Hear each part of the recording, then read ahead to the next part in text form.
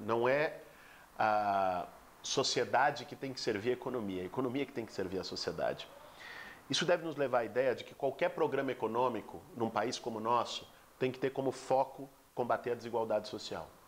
O Brasil é um dos países mais desiguais do mundo, é a 7ª economia do planeta e está entre os 10 mais desiguais.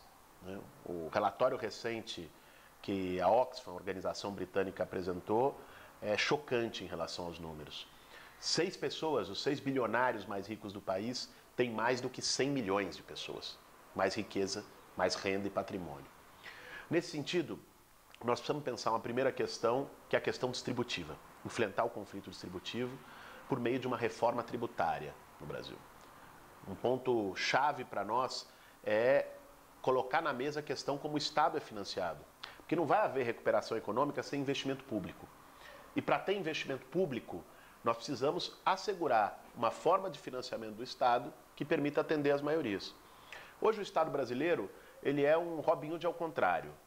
Ele tira dos pobres e da classe média, que é quem de verdade paga imposto no país, e dá aos ricos.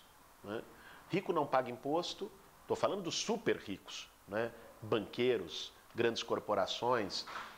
Essa turma não está no sistema tributário, não financia o Estado brasileiro, mas leva depois. Leva por meio de taxas de juros absurdas, um sistema financeiro desregulado, do sistema da dívida pública. Nesse sentido, propor uma reforma tributária progressiva, para nós é um centro. O que seria essa reforma? Começar, taxação de grandes fortunas, está prevista na Constituição brasileira, não foi regulamentado até hoje. Tributação de lucros e dividendos. Isso existe na maior parte dos países do mundo, que é você ter um imposto sobre o dinheiro que as grandes empresas repassam aos acionistas majoritários. Hoje isso no Brasil é livre de imposto, desde o governo Fernando Henrique Cardoso tiraram esse imposto. Há estimativas que, a depender da alíquota, isso poderia gerar uma arrecadação de 100 bilhões de reais ao ano no país. Isso é muito expressivo. Basta fazer algumas comparações. Com 50 bilhões de reais, você coloca 1 milhão de alunos na universidade pública. Então, esse é um ponto importante. Um outro é sobre o imposto de renda. Você tem que aumentar a faixa de isenção, você tem que isentar mais salário, ganho dos trabalhadores, e criar novas faixas de imposto de renda. Hoje a faixa máxima, que é de 27,5% na alíquota, um advogado, um médico, um profissional de classe média que ganhe bem, paga a mesma alíquota de imposto que o Neymar. A mesma alíquota de imposto que o Steinbrück. Não é razoável isso. Nós precisamos rever o sistema tributário brasileiro.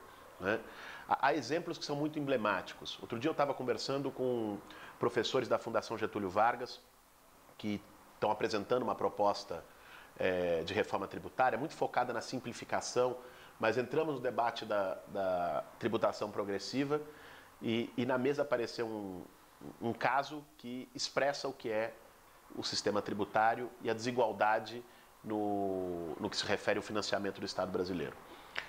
Se você for alugar uma casa, tiver uma casa para alugar, você vai pagar de imposto nessa casa, desse aluguel, até 27,5% através do imposto de renda. Se em vez de uma casa você tiver uma imobiliária e for alugar 30 casas, 40 casas, você vai pagar 12% de imposto sobre esse aluguel, sobre lucro presumido. Agora, se para além disso você vira um magnata do setor e monta um fundo imobiliário, você vai pagar 1% de imposto sobre os fundos. Quer dizer, quem tem mais paga menos, quem tem menos paga mais. Isso tem que ser revertido brutalmente. Nós temos que enfrentar privilégios para poder enfrentar a desigualdade social.